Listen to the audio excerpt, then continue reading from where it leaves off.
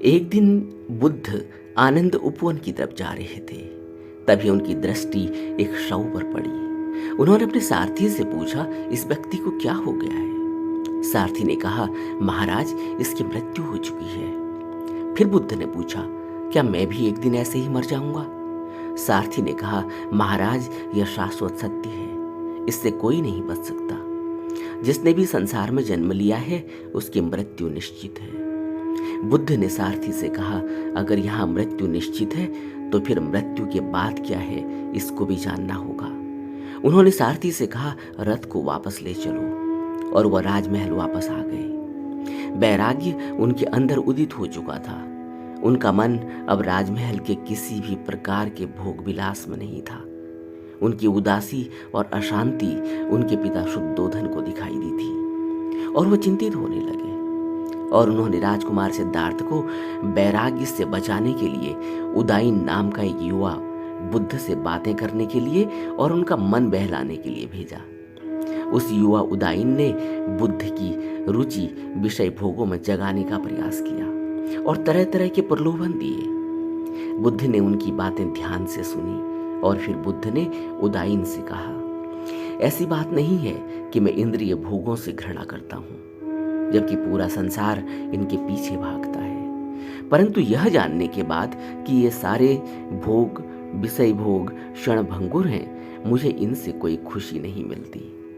अगर बुढ़ापा, बीमारी और मृत्यु, इन तीनों का वास्तव में अस्तित्व नहीं होता तो मैं भी शायद इंद्रिय पदार्थों के सौंदर्य का आनंद लेता। अगर स्त्रियों की सुंदरता सदा रहने वाली होती तो बुराई की ओर ले जाने वाली इन काम वासनाओं से मेरा मन अवश्य आनंद प्राप्त करता। अक्सर ही मनुष्य के मन में प्रश्न उठता है कि बुराई है कहने से कैसे मान ले, जबकि उसका भोग ही नहीं किया हो, कोई अनुभव ही नहीं हुआ हो। यह बात ऊपर बुद्ध की बातों से भी मेल खाती है। बुद्ध ने बिना अनुभव किए भोगों को नहीं छोड़ा था।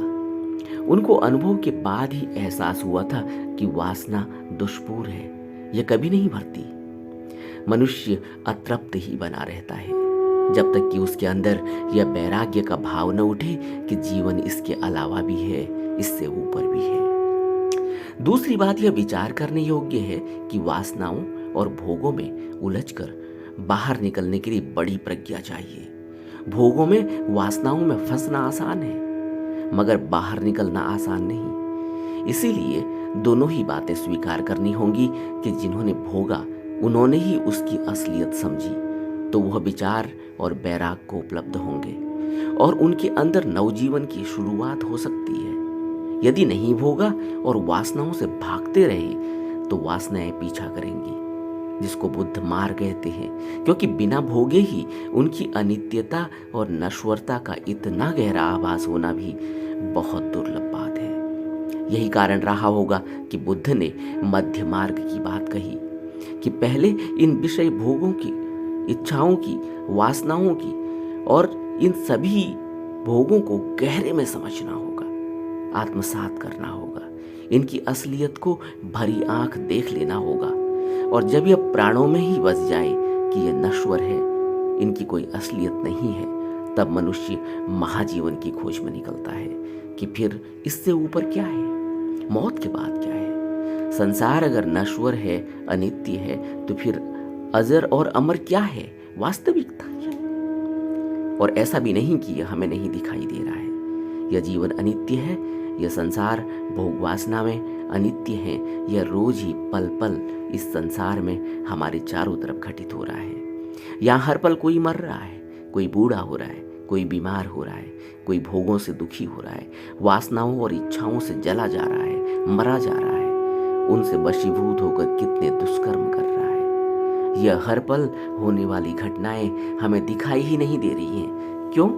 क्योंकि हमारा जीवन इतना बेहोशी भरा है, इतना सोए सोए जिया जा रहा है कि हमारी आंख ही नहीं खुल रही है। हमें सब कुछ ही असल दिखाई दे रहा है। यह खुली आंख से जिया जाने वाला जीवन नहीं है, यह मृतवत ही है। रोज भोग भोग कर दुखी हो रहे हैं, मगर फिर भी यही आशा कि अब सुख मिलेगा भोगाई चली जाती है। क्षीण होते जाते हैं, जर्जर होते जा रहे हैं। जीवन की एक सीमा है, एक उम्र है, उसका भी आभास नहीं होता। मुख्य कारण भी यही है कि मृत्यु का बोध नहीं है, याद नहीं है। तभी मनुष्य भोग, वासनाओं, इच्छा और कामनाओं की तरफ भागे चला जाता है। मृत्यु का बोध महाजीवन की तरफ ले जाने वाली किरण है जो बुद्ध में घटी।